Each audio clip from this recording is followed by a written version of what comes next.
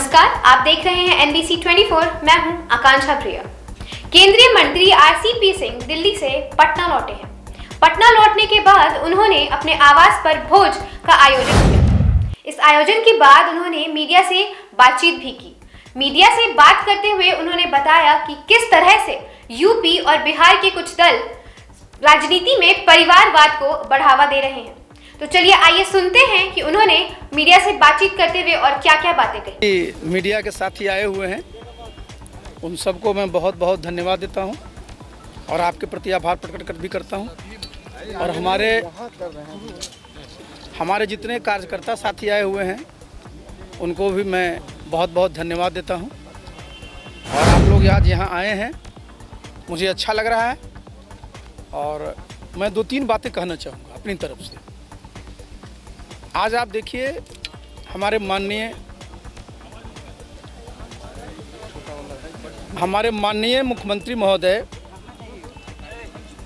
आप जान रहे हैं कि बिहार में सबसे लंबे समय तक मुख्यमंत्री रहने का जो एक रिकॉर्ड है उसको पूरा किया है।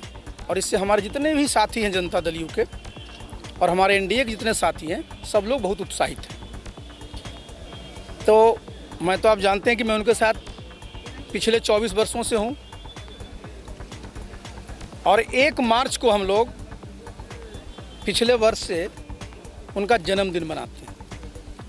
तो हम लोगों ने तय किया है कि 1 मार्च जो हमारा 2022, इस बार बड़ा अच्छा सुनते हैं कि उस दिन शिवरात्रि भी है, जैसे मुझे बताया गया है, अभी चेक नहीं किया है।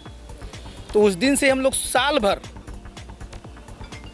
हमारे नेता नीतीश बाबू ने जो बिहार में काम किया है, बिहार का जो मान सम्मान बढ़ाया है, उसको हर एक के घर घर तक पहुंचाना है। और इसके लिए हम लोग जो हमारे जितने भी बिहार में गांव हैं, जितने भी हमारे पंचायत हैं, जितने भी हमारे नगर निकाय हैं, सब जगह हम लोग साल भर कार्यक्रम चलाएंगे। और कार्यक्रम क्या होगा? कार्यक्रम यही हम लोग चलाएंगे कि हम लोग के नेता का जो एक व्यक्तित्व है, जो हमारे नेता का एक जो कृतित्व है, जो काम किया है, और साथ भी हमारे नेता का जो एक नेतृत्व मिला है बिहार को।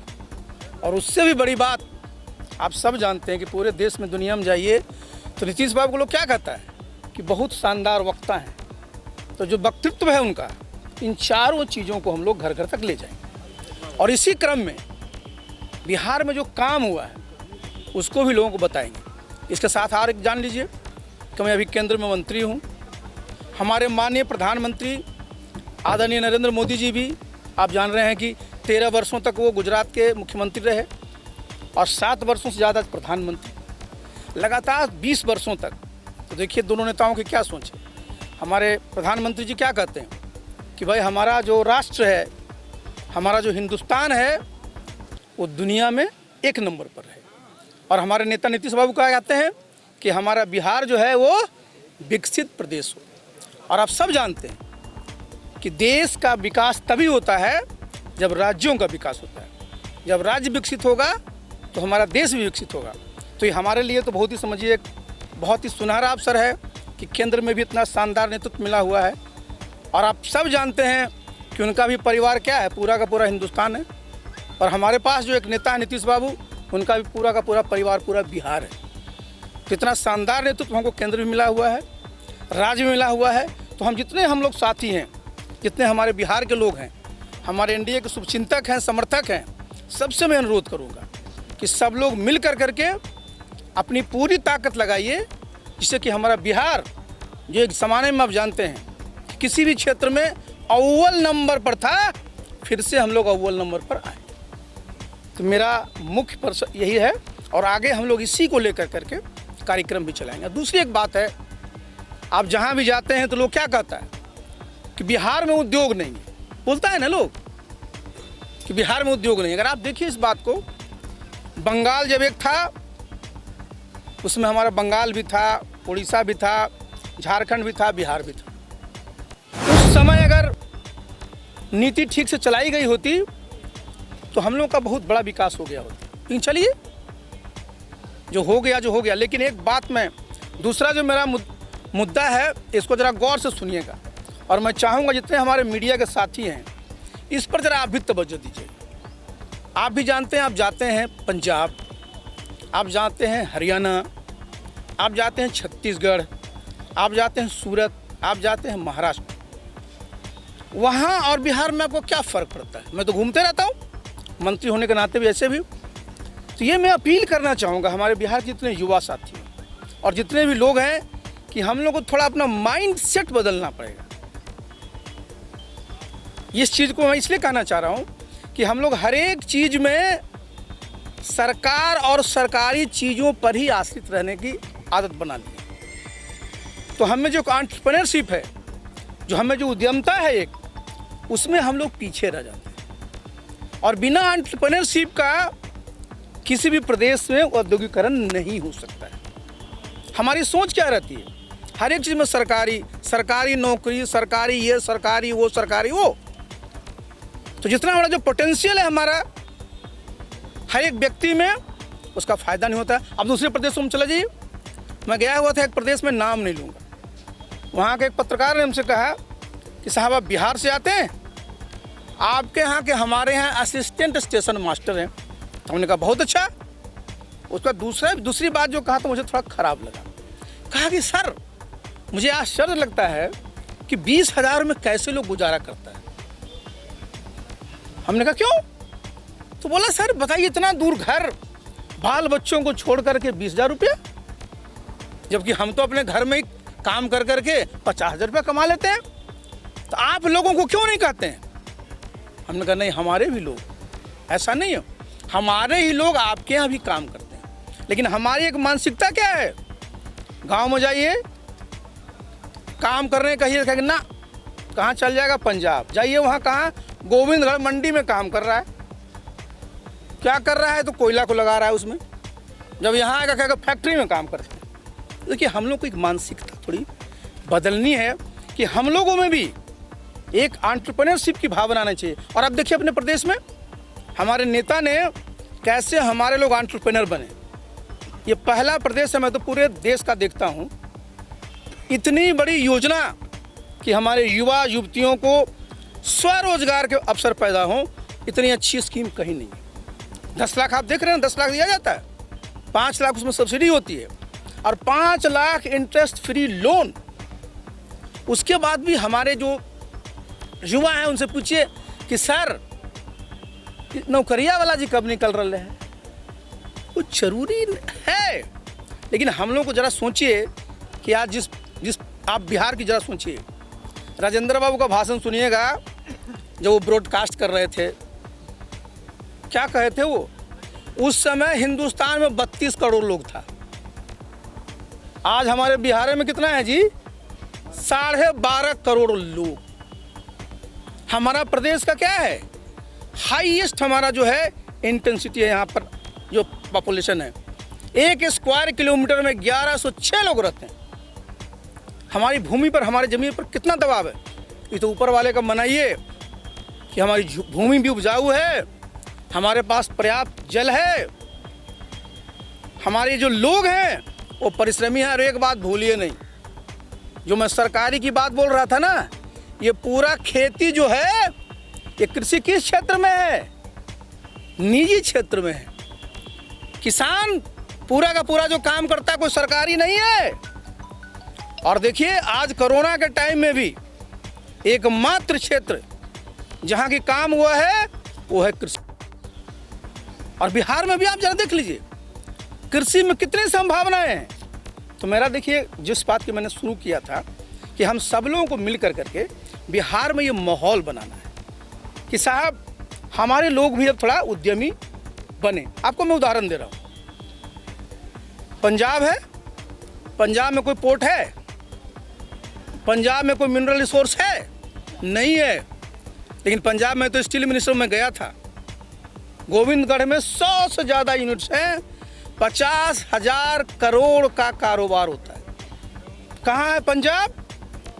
उतना स्टील की खपत है वहाँ, लेकिन वो बनाता है और सब जगह सप्लाई करता था। आप देखिए 2 चीज़ का मैं बताना चाहूँगा। आगे आने वाले समय में जिसको आप कचरा कहते हैं ना कचरा, ये हमारा पूरा का पूरा जो स्टील है, आज आप देखते हैं स्टील की फैक्ट्री सब कहाँ लगती है? जहाँ स्टील का खदान होता है, जहाँ कोयला का खदान होता है। अब आगे आने वाले समय में क्या होगा? फैक्ट्रियाँ वहाँ लगेगी जहाँ ये लोहा का कचरा रहेगा, जो स्क्रैप रहेगा, जिसको हम लोग सेकेंडरी स्टील कहते हैं। पूरा का पूरा देखिए पंजाब में जो स्टील बना रहा है कोई आयरन ओर नहीं, उस सब कचरे का है। तो आगे आने वाले समय में जब अपने देश में देखिए ना कि 15 साल के बाद सब गाड़ी खत्म, कचरा बनेगा तो उससे स्टील फैक्ट्री का बनेगा। दूसरा, अभी आपने देखा होगा पहले हम लोगों ने मीटिंग की थी, इसको ज़रा गौर से सुनिएगा। सबसे बड़ी परेशानी क्या है? हम लोग इतिहास के विद्यार्थी हैं, कहते हैं आयरन एज में रहे तो फलाने एज में रहे, और आगे क्या कहेंगे आपके बच्चे कि हम लोग प्लास्टिक एज में रहते हैं, कि सब जगह प्लास्टिक प्लास्टिक प्लास्टिक। खुद ये खास प्लास्टिक कोई अच्छी चीज़ है क्या? प्लास्टिक आज तक जो है उसका ठीक से जो कहिए विघटन नहीं हो पा रहा, ख़त्म नहीं होता है। तो हमारे साइंटिस्टों ने दुनिया भर में, जापान में कर रहा है, हमारे हिंदुस्तान में शुरू हुई है।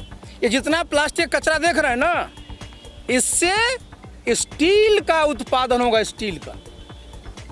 और आज क्या होता है, स्टील के उत्पादन में आप या तो डालते हैं आयरन ओर, या जिसका मैंने बोला कि स्क्रैप, और जलता क्या है, या तो बिजली से करता है या कोकिंग कोल।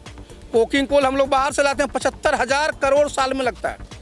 और कोकिंग कोल की जगह अब ये जो पूरा का पूरा जो कचरा है इसका प्लास्टिक का, उसका उपयोग होगा। कितने लोगों को रोजगार मिलेगा? पटने में देखिए कितना कचरा पड़ा रहता है इसका। अब वो सब जो आज प्रधानमंत्री जी कहते हैं ना, वेस्ट टू वेल्थ, आज वेस्ट हमारा है ये, और उसको हम लोग स्टील जब बनाएंगे तो वेल्थ हो जाएगा। तो ज़रूरी है कि हमारे लोग कि अगर जब हम मानसिकता बदलेंगे, इधर जब झुकाव करेंगे, तो देखिए आगे आने वाले समय में जब प्लास्टिक का उपयोग हो सकता है, कचरे का उपयोग हो सकता है, तो अगर आपके दिमाग में उद्यमिता का कीड़ा घुस गया, हमारे बच्चे क्या करते हैं, यहाँ से जाते हैं दिल्ली में भी बैठ करके धन्यवाद देना चाहेंगे और शुक्रिया अदा करना चाहेंगे कि जिस बात को हम अपने प्रशिक्षण शिविर में अपने कार्यकर्ताओं को कहते रहते हैं कि हमारी पार्टी की क्या पहचान है, जो हमारी विचारधारा है, गांधी जी, अंबेडकर जी, लोहिया जी, जयप्रकाश नारायण जी, आदरणीय जननायक कर्पूरी ठाकुर जी, और उस सब की जो सोच रही है, हमारे नेता नीतीश बाबू ने उसको ज़मीन पर उतारा है। तो जो प्रधानमंत्री जिस कंटेक्स्ट में कह रहे थे, वो समाजवाद की बात कर रहे थे। उन्होंने ठीक कहा ना कि लोहिया जी का कोई परिवार नहीं, जॉर्ज फर्नांडिस जी का किसी परिवार को कोई नहीं जानता, हमारे नेता का भी आप जानते हैं। तो हम लोग तो प्रधानमंत्री जी को इसके लिए धन्यवाद देना चाहिए। आपने दूसरी बात कही, विशेष राज्य का दर्जा। साथियों, आप सब अवगत हैं, जहाँ जितने लोग यहाँ बैठे हुए देखते हैं, शंभू जी बढ़िया हिमाचली टोपी लगा के बैठे खड़े हैं। 2010, 11, 12, 13 कितना रैली किए थे हम लोग जी। उसमें हमारे प्रदेश के अध्यक्ष आदरणीय वशिष्ठ बाबू, उनके नेतृत्व में हम लोग कितना किए थे। और हम लोग यहाँ गांधी मैदान में कितना बड़ी रैली किए थे, हम लोग दिल्ली में भी किए थे। तो देखिए इतने वर्षों के बाद मैंने देखा, आप पार्लियामेंट में भी देखते होंगे, कोई राज्य ही नहीं बचा है हिंदुस्तान का। जब उसका नेता बजट पर बोलता है तो या तो शुरू में या अंत में कहेगा कि सर तेलंगाना को विशेष राज्य का दर्जा मिलना चाहिए, झारखंड को विशेष राज्य का दर्जा मिलना चाहिए, उड़ीसा को विशेष राज्य का दर्जा मिलना चाहिए। अब बिहार का तो हम लोग का शुरू से ही हमारे नेता ने सही कहा। लेकिन देखिए जिस बात को मैं कह रहा हूँ, हम लोग सब इसके पक्ष में हैं कि जो विशेष राज्य के दर्जा की खिड़की से जितनी सुविधाएं मिलती हैं, उनको हमको बेहतर ढंग से मिलना चाहिए। जिन जिन क्षेत्र में हम पीछे रहे हैं, उसके लिए उसका बैकअप होना चाहिए। इसलिए कहीं कोई कॉन्ट्रडिक्शन नहीं है। दूसरी बात आपने क्या कहा था? अच्छा, हाँ, सुनिए, देखिए हमारे मंत्रालय की जहाँ तक मैंने बताया, इसी के लिए मैंने शुरू में बोला आपको, हमारे मंत्रालय का भी बिहार में अगर आप देखिएगा तो 13 यूनिट है इन लोगों का, जो ये लोग सरिया बनाते हैं। तो बीच में आपने देखा होगा कि जितने लोग स्टील खरीद रहे थे उसका रेट बढ़ा हुआ था, क्योंकि अंतर्राष्ट्रीय स्तर पर इसका कीमत बहुत बढ़ गया था। प्रोडक्शन कम हो गया था, कोरोना के चलते जो है रॉ मटेरियल कम हो गया था। हम लोगों ने मीटिंग किया और आज हम लोगों ने अपील किया है, जितने हमारे बड़े जो लोग इसमें हैं क्षेत्र में, 6 जो हमारी बड़ी पार्टियां हैं, उन सब लोगों ने 2500 रुपया हर एक क्विंटल में कम किया है। दूसरी बात आपने कहा स्टील। इस तरह की छोटी बड़ी खबरों के लिए जुड़े रहें हमारे साथ और देखते रहें NBC 24।